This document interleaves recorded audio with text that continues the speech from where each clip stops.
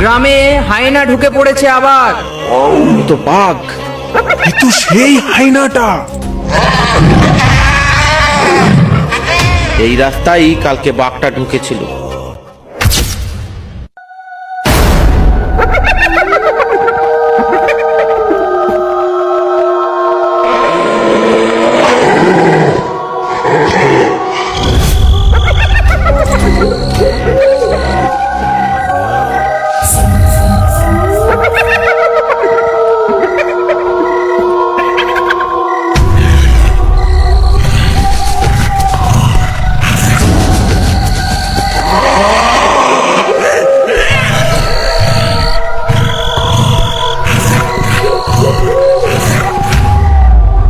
ওই দেখ বাদল, আজ আবার হায়না ঢুকে পড়েছে গ্রামে।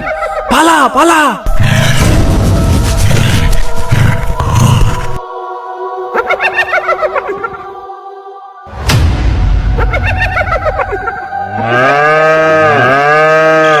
গোয়ালে গরুগুলো এমন চিল্লাচ্ছে কেন বলো তো? ওই দেখো, কেউ মনে হয় হাসছে।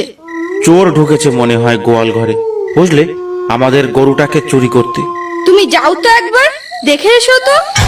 সাবধান সাবধান সাবধান, গ্রামে হায়না ঢুকে পড়েছে আবার। গ্রামবাসীরা সবাই আজ রাতে খুব সাবধানে থাকবে। আজ আবার সেই হায়না ঢুকে পড়েছে গ্রামে, সবাই সাবধানে থাকবে। সাবধান। দাঁড়াও, বাইরে যেও না এখন। রাত প্রহরী কি বললো শুনলে তো? কিন্তু এখন তো সবে সন্ধে, এর মধ্যেই হায়নার উৎপাত শুরু হয়ে গেল। দেখো গরুটা কিভাবে ডাকছে, মনে হয় আমাদের গরুটা আর বেঁচে নেই। আমি বলি কি, এই গোসাবাতে আর নয়, চলো না আমরা ধামাখালির দিকে কোথাও ঘর বাঁধি।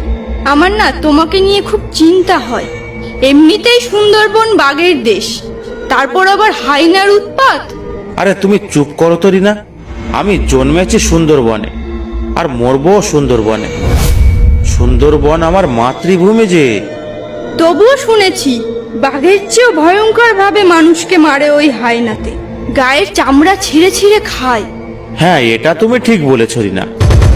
বাঘ শিকার ধরে ঘাড়ে কামড়ে, তাতে মানুষ সহজেই মারা যায়।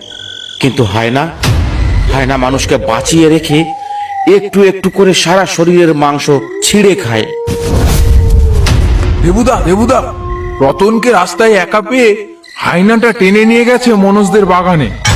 তার ছেঁড়া ভোড়া দেহটা বাগানের এক কোনায় বিশ্রী ভাবে পড়ে আছে। তা মরু, কখনের ঘটনা এটা? এটা ঘন্টাখানেক আগের ঘটনা। রমেশ আর ভূপেন তোমাকে ডাকতে পাঠিয়েছে। লাশটা এখনই দোবাকির চরে পুঁতে আসতে হবে। সবাই মিলে একসাথে না গেলে হায়নাটা হয়তো আমাদের উপরেই আক্রমণ করতে পারে। তাই এখন কোথায় যেতে হবে? ওই দোবাকির চরে? তাছাড়া এখন আর কোনো উপায় নেই গো দেবুদা। চলো, বেশি দেরি করলে হয়তো শিয়াল কুকুরে লাশটা টেনে নিয়ে যেতে পারে। শোনো না, এই রাতে তোমার যাওয়াটা কি ঠিক হবে? কি বলছো রিনা তুমি এসব? আমাদের গ্রামের একটা ছেলে দুর্ঘটনা ঘটেছে, সাহায্য করাটা তো আমাদের কর্তব্য। তুমি কোনো চিন্তা করো না, কাজ হয়ে গেলে আমি জলদি ফিরে আসব। এই চল মরু। চলো দেবুদা, চলো।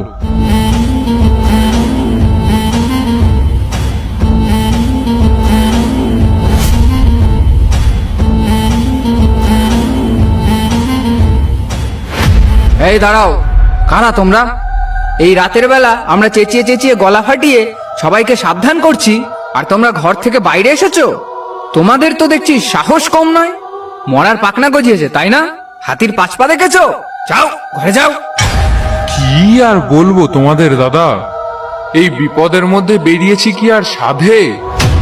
ভোগাইয়ের রতনবাগ দিকে হায়নায় একা পেয়ে ছিঁড়ে ভুড়ে খেয়েছে। আমরা তারই সৎকারের জন্য যাচ্ছি। দাদা, আমাদের বেশি দেরি করা ঠিক হবে না। বেশি দেরি করলে হয়তো শেয়াল কুকুরেই লাশটা খেয়ে ফেলে দিতে পারে। সবই তো বুঝলাম, কিন্তু এই রাতে হায়নাটা যেভাবে ঘুরছে তাতে কখন কার কি হয় বলা যায় না। এভাবে তোমাদের রিস্ক নেওয়াটা ঠিক হবে না। ভয় নেই দাদা, সামনে আমাদের আরো দুজন বন্ধু আছে। হায়না এলে আমরা চারজনে পিটিয়েই মেরে ফেলবো। ঠিক আছে, যাও তাহলে।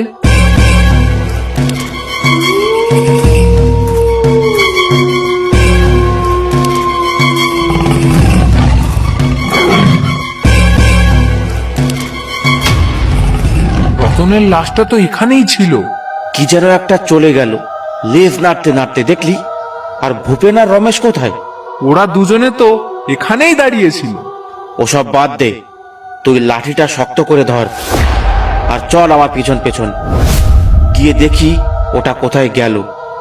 যদি ওটা হায় না হয়, আমরা দুজনেই ওকে পিটিয়ে মারবো। দেবুদা, একবার ভূপেন আর রমেশকে ডেকে দেখলে ভালো হতো না? সঙ্গে লোক বেশি থাকলে আমাদেরই তো ভালো হতো। ভালো তো হতো, কিন্তু বেশি দেরি করলে বেটা এখান থেকে পালিয়ে অন্য পাড়ায় ঢুকে পড়বে। তার থেকে চল এখনই ওর ব্যবস্থা করা যাক। মনে হয় ও বেশি দূরে যায়নি। চলো তাহলে, তোমার যখন এতই সাহস।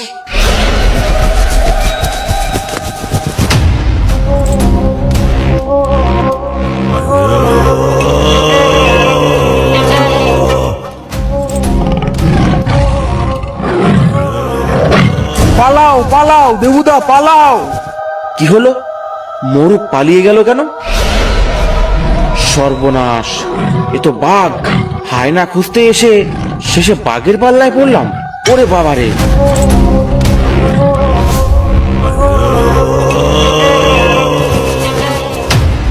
কিরে মরু, তুই আমাকে ফেলে ওভাবে পালালি কেন?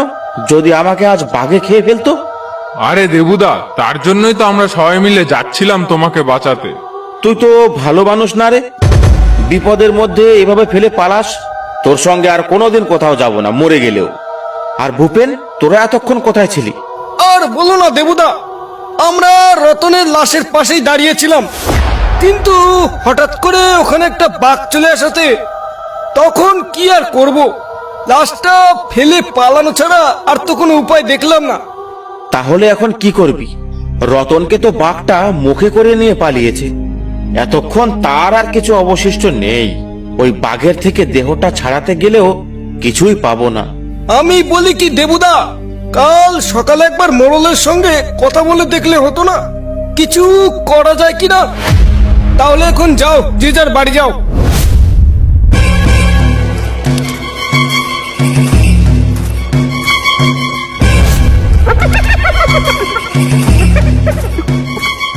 এ কি হাসছে কি এই অন্ধকারের মধ্যে?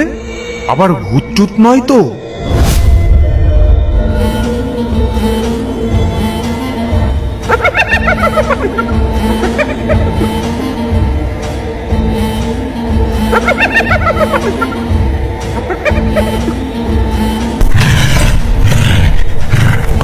এ তো সেই হাইনাটা। এবার আমি কি করি? পালাতে হবে। হ্যাঁ, আমাকে পালাতে হবে।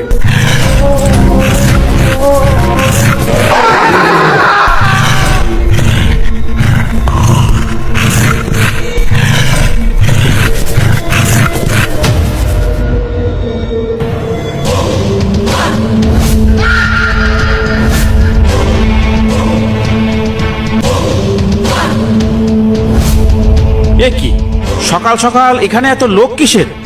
এই একটু শরৎ দেখি, কি হয়েছে? এ কি, এ তো মরু। এর এই অবস্থা হলো কি করে? এই ভূপেন, কি করে হলো রে এমন অবস্থা মরুর? আমি কি করে বলবো বলো তো দেবুদা, আমি সকালবেলায় যাচ্ছিলাম মোড়লের বাড়ি, যাওয়ার পথেই তো দেখলাম মরুর এই দশা। চল তো মোড়লের বাড়ি। এভাবে একের পর এক গণহত্যা হয়েই চলেছে। আজ কিছু একটা করতেই হবে। তাই চলো দেবুদা, তাই চলো।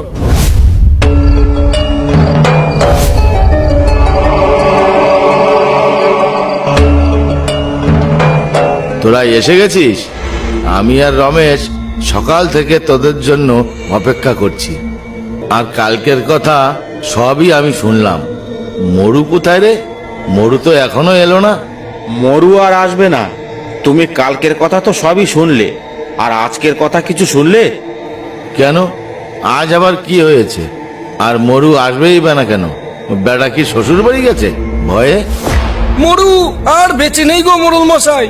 কাল রাতেই মরুকে হায়নাটা ছিঁড়ে বুড়ে খেয়েছে। গিয়ে দেখো মাঝ রাস্তায় মোড়ল লাশ পড়ে আছে। মোড়ল মশাই, শুধু হায়না নয়, একটা বাঘও ঢুকেছে গ্রামে। দিনের বেলা দেখা যাচ্ছে না, রাত হলে আবার বেরোবে, আবার এই গায়ের লোক মারবে। কাল দুজনকে মেরেছে, আজ আবার তৈরি থেকো। কার কপালে কি আছে কে জানে। আজ আর কাউকে মরতে হবে না, আমি এক্ষুনি ফরেস্টার অফিসে গিয়ে খবর দিচ্ছি। এই রমেশ, তুই যা তো ফরেস্টার অফিসে যা, গিয়ে বল যে মোড়ল পাঠিয়েছে, আর পুরো ঘটনাটা খুলে বল। গিয়ে বলবি মোড়ল বলেছে আজ দুপুরের মধ্যে ওই বাঘ আর ওই হায়নাটাকে ধরা চাই। ঠিক আছে মোড়ল মশাই, আমি এক্ষুনি যাচ্ছি।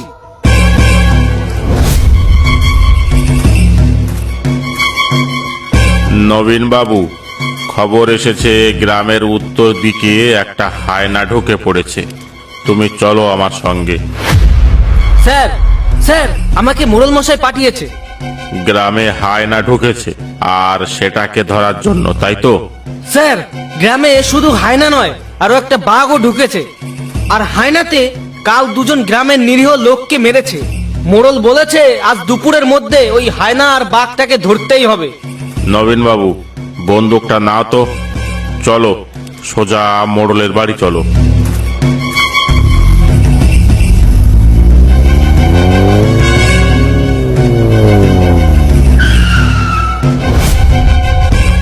এই তো দারোগাবাবু এসে গেছে, তোমাদের আর কোনো ভয় নেই। মোড়ল, আমার সঙ্গে দুজন লোক দিতে হবে জঙ্গলে ঢোকার জন্যে। এই দেবু আর রমেশ, তোরা দুজনে যা তো ওই দারোগা বাবুর সঙ্গে। দারোগা বাবু যা যা বলবে তাই তাই করবি। ঠিক আছে মোড়ল মশাই, আপনি একদম চিন্তা করবেন না। চলুন দারোগা বাবু, আমাদের কোথায় যেতে হবে নিয়ে চলুন। তুমি আমাদের আগে নিয়ে চলো, কাল যেখানে বাঘটাকে দেখা গেছে। তাহলে চলুন দারোগা বাবু, তোমাকে সেখানেই আগে নিয়ে যাই।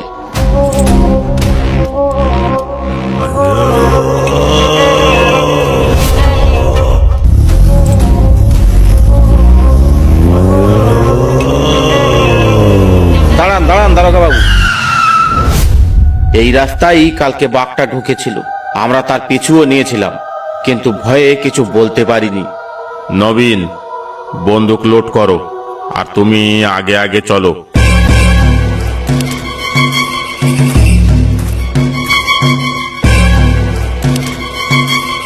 কি ব্যাপার দেবু, জঙ্গলের এত ভেতরে চলে এলাম, তবুও তো বাঘের দেখা মিলছে না।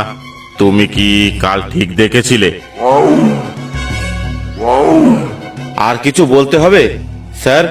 সব বুঝতে পেরেছি, বাঘটা আশেপাশেই আছে। সবাই সাবধানে থেকো। নবীন, তুমি একদম তৈরি থেকো। বাঘটা দেখা মাত্রই গুলি করবে, যেন গুলি মিস না হয়। কিন্তু স্যার, বাঘটা কোন দিকে ডেকে উঠলো সেটাই তো বুঝতে পারলাম না। কিছুক্ষণ এখানে দাঁড়াও, ওর আরো একটা ডাকের জন্য আমরা এখানে অপেক্ষা করব। আর সবাই কান পেতে শুনবে ডাকটা কোন দিক থেকে আসে। দারোগা বাবু, ওই তো ওই তো ওই দিক থেকেই তো ডাকটা এলো। চলো, ওই দিকেই চলো।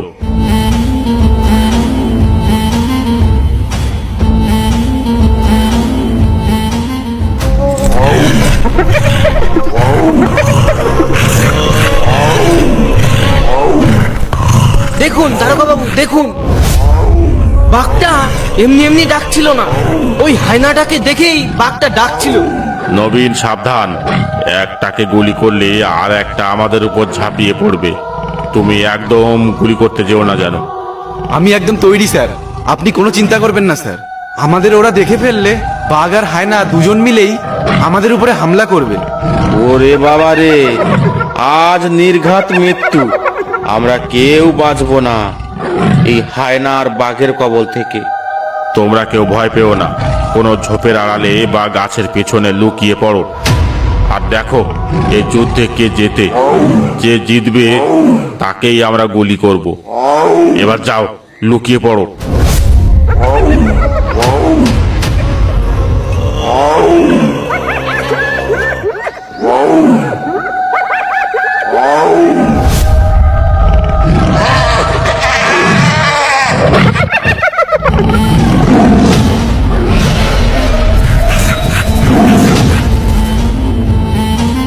দারোগা বাবু, হায়নাটা তো একেবারেই কুপকাত হয়ে গেল। সুযোগ বুঝে বাঘের মাথায় গুলি করবে নবীন। দেখো গুলি যেন মিস না হয়, তাহলে আমাদেরই ভবলীলা কিন্তু সাঙ্গ করে দেবে। একদম সাবধান। দারোগা বাবু, বাঘটা মনে হয় মারা গেছে। কাছে গিয়ে একবার দেখুন তো।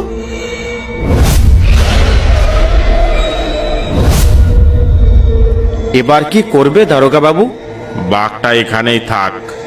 এই হায়নাটাকে নিয়ে চলো তোমরা থানায়।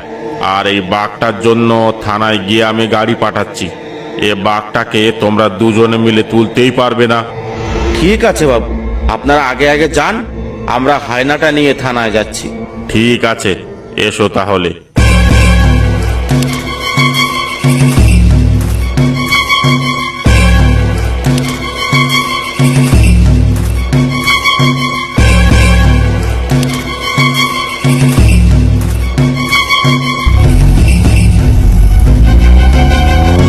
অসংখ্য ধন্যবাদ।